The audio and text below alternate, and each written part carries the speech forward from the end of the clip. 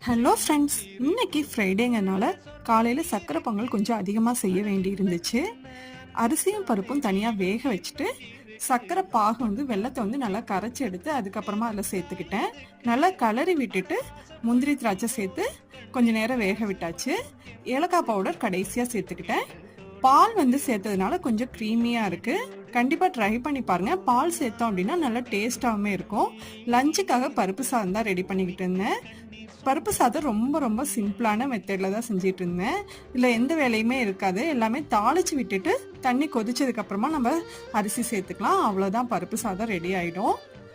டிஃபனுக்காக தேங்காய் சட்னியும் தோசையும் தான் ரெடி பண்ணியிருந்தேன். காலையில் பசங்க அதுவே சாப்பிட்டாங்க. லஞ்சுக்கு பருப்பு சாதம் பேக் பண்ணிவிட்டு சக்கரை பொங்கல் ஃப்ரெண்ட்ஸுக்கெல்லாம் கொடுத்து விட்டுட்டு முடிச்சாச்சு. அவ்வளோதான் ஃப்ரெண்ட்ஸ், இன்னைக்கு ஒர்க்கு. நாளைக்கு இன்னொரு வீடியோவில் பார்க்கலாம். தேங்க்யூ.